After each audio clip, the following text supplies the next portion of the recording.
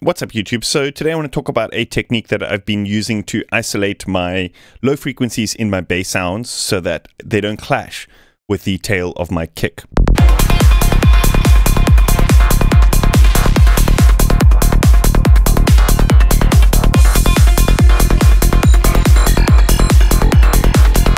So with the Cytron stuff that I create, I generally like to have a nice full tail in my kick, and that creates a nice kind of thumpy sub in the kick, because the kick is like one of the most important parts of the track, right? And this is important because when we have a tuned kick and we change the note of the bass line, sometimes you'll have those clashes where the phase kind of like cancels out sound of the kick and bass summing together. And sometimes you don't notice it on your headphones or your studio monitors, and maybe you only notice it once you're playing it out and stuff, and it can be a bit of a disaster. So a technique that I've developed that I've been using recently to isolate the low frequencies kind of allows you to be a little bit more free with the low frequencies. And the cool thing about this is it's not, it doesn't pertain only to Cytrons. So I kind of want to explain the technique in a kind of more broader term, and then I want to show you how I've applied it to this specific bass sound.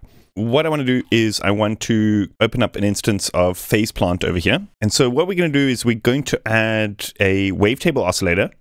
And just using this default wavetable, we can actually cycle this over to a saw wave, or what we can do is we can use one of the saws, fundamental saw, this one over here. So what that allows you to do is, this one actually in particular is pretty interesting because it does a similar thing to what I'm going to explain with this technique.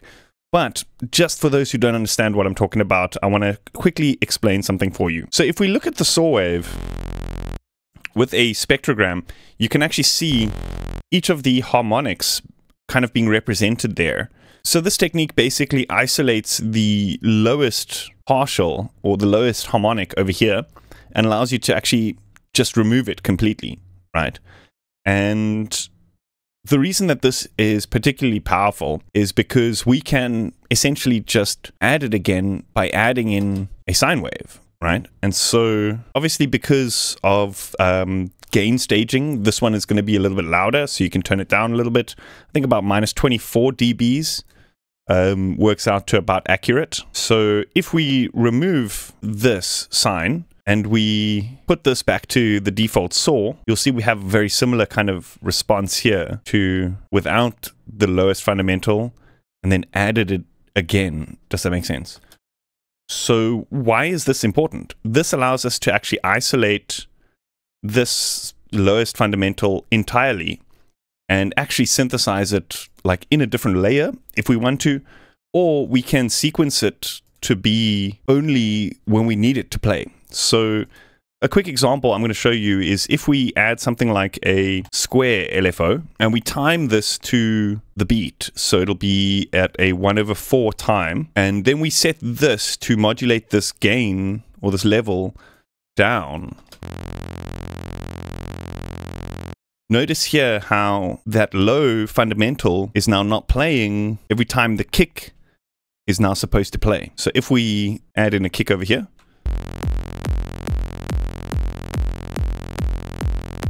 by default, I usually cut my kicks to end at the sort of halfway mark, about there, to the next one, right? And that's when the sub from this layer will kick in. So what am I saying by all this? Let me actually just mute the kick and you'll see again how I kind of slotted in there. You know what I mean?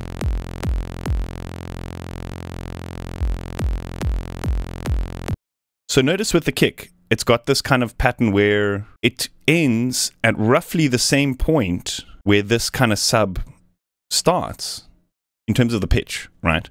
And so if they were playing together, you may or may not get this negative phase interaction if the pitch of this sine wave changes. So let me show you what I mean by that. Let's actually just disable this, and we're just seeing that low fundamental. Let's disable this. And now if we change the pitch of this slightly,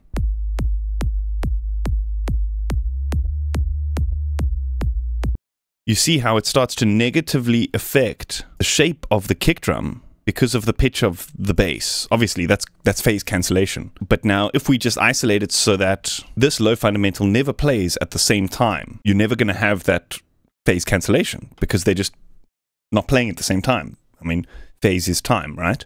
We can use this concept either just by creating a sound, removing the fundamental, and then creating another layer underneath, which we then we keep phase coherent with the kick, for example. So yeah, what we can do is we can actually create something like a Vital or phase plant. It doesn't really matter. We can actually just duplicate this phase plant. This one, we're going to remove the tops and keep just the lows, right? And so now again, we've basically just recreated that exact same sound, okay? So here, in this one, if we added a filter here in the effects, filters tend to change the phase of a sound, right? And so if you're changing the phase of that low frequency, it may create that like sort of incoherent behavior. But because we're isolating it and they're not playing at the same time, you kind of don't have to worry about these kinds of things. But regardless, so say for example, we have some sort of more experimental movement happening like on this sound, right? But you still want to kind of maintain a nice solid bass sound.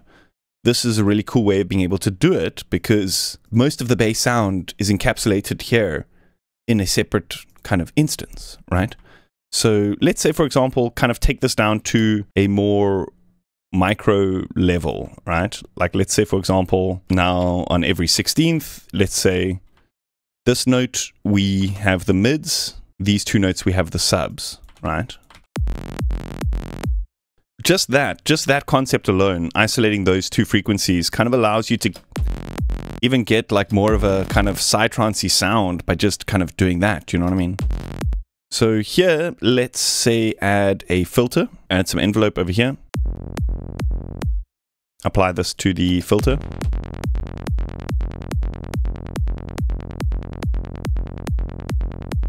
So here, the actual magic happens where we can actually now control this envelope, not using filter movement or not using any kind of like global envelope, but we can kind of isolate just that sub-frequency on its own, right? And now we can create a very punchy low-frequency sound. Sometimes, I mean, depending on your monitoring situation and the key that you're working in, you may not hear it. So I'll often add something like a distortion afterwards, just so I can really hear what's going on.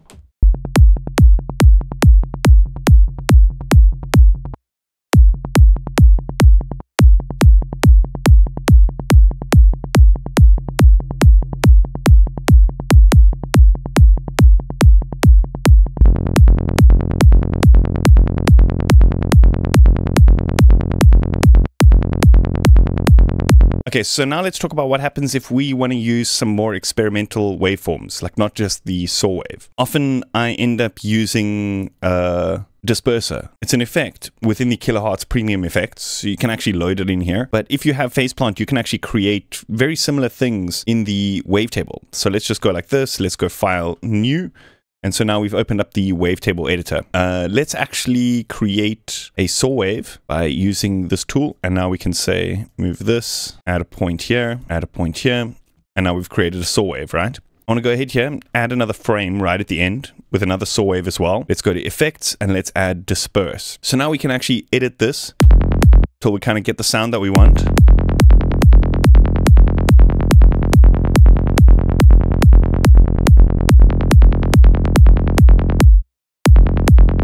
And what you can actually do is you can put in keyframes. So for example, here you can go to the first one and the last one and actually change the amount. And now when you sweep the frame, it'll kind of change that amount of dispersion, right? So let's click done. Now what we can do is we can actually apply that again. So we can get a kind of double dispersion effect. So again, let's do that keyframe thing. First one, sort of lower value, and then the last one we can kind of go a little bit higher in value. Let's not go to the extremes on this one though.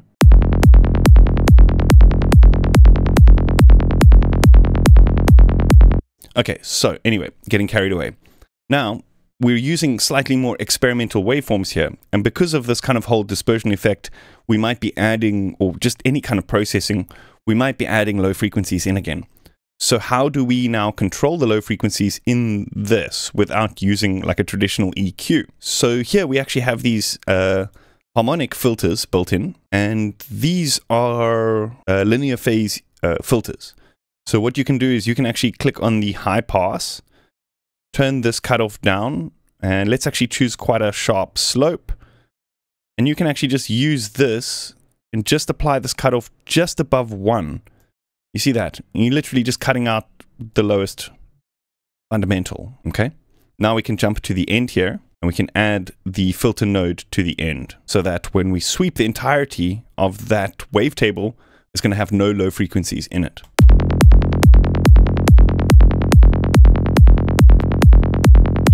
Let's confirm by soloing this.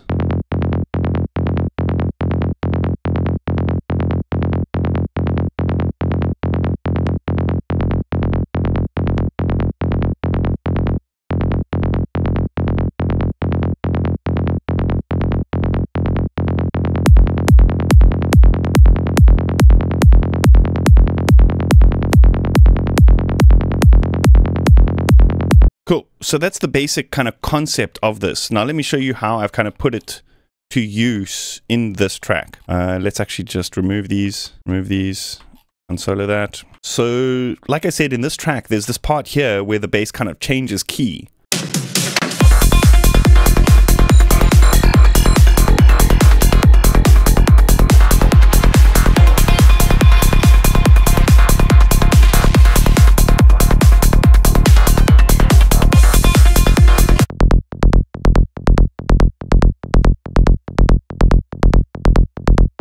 And you may be wondering, because this is all in a single instance, like how I did the split. So obviously, because this is a Psytrance beat, like the kick is repetitive, it's going to be on the 4 every time, on the 1/4 every time. So we can actually just apply something like a square LFO, like I showed you in that first example a little bit earlier, and then just modulate the level of that sub oscillator downwards. So let me show you here what happens. No sub oscillator with a sub oscillator. And you see that first hit is still present there. Obviously it's lower because of sidechain and everything that's going on, but we have absolutely no, see, we have absolutely no interaction in the low frequencies where that kick should be.